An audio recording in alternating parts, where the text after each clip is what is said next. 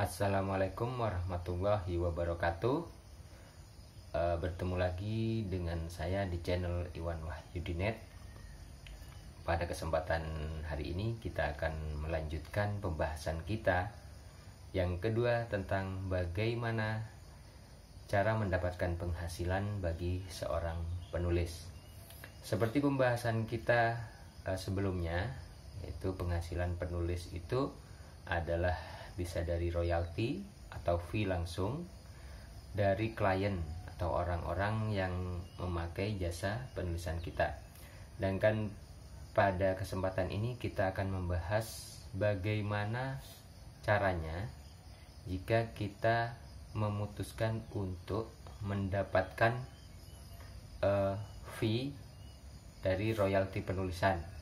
Nah, jadi jika kita memang berniat untuk menjadi penulis dengan mendapatkan fee penulisan, maka ya langkah pertama yang kita lakukan adalah tentu saja kita harus mempunyai naskah dulu ya. Jadi kita mempunyai naskah penulisan yang berbagai syaratnya itu mengikuti penerbit tentunya. Jadi misalkan untuk penulisan satu halamannya itu A4, biasanya ya A4, pakai format margin dan fontnya itu juga sudah ditentukan, dan waktunya tentu sudah juga ditentukan.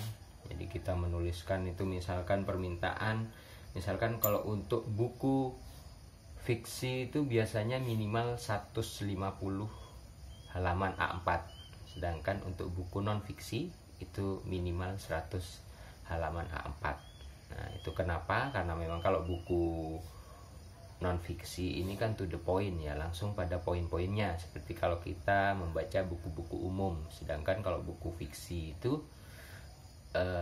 karena ada penjelasan untuk menjabarkan bagaimana sifat tokoh, nah terus bagaimana menjelaskan untuk settingnya, untuk plot, alur, terus menjelaskan bagaimana karakter tokoh yang satu dan yang lain. Karena itu memang jumlah minimal penulisan naskah pada fiksi itu lebih banyak seperti itu.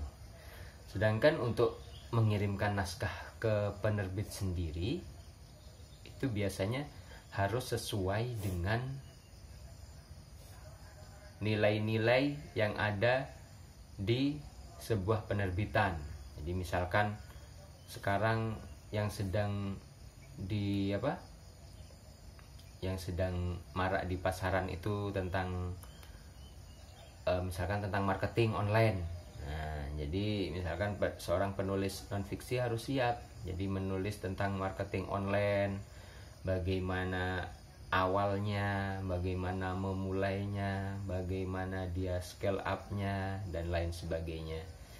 Jadi memang kalau untuk penulisan yang kita sebagai penulis itu akan mendapatkan royalti dari penulis, syaratnya adalah harus bisa memahami apa sih nilai-nilai dari penerbit itu. Nah, seperti itu.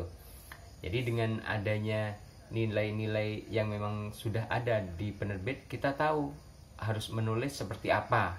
Jadi antara penerbit satu dan penerbit yang lain memang berbeda-beda.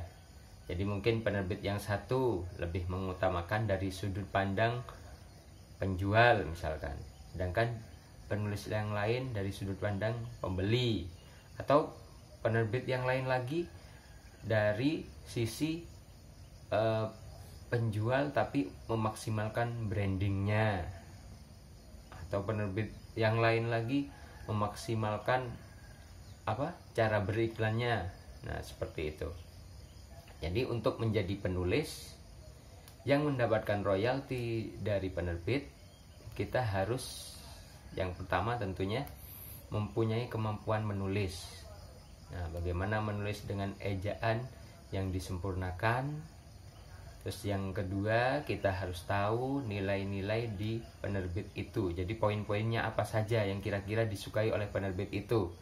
Ya kan setiap penulis itu maksud saya setiap penerbit itu ada gaya selingkungnya.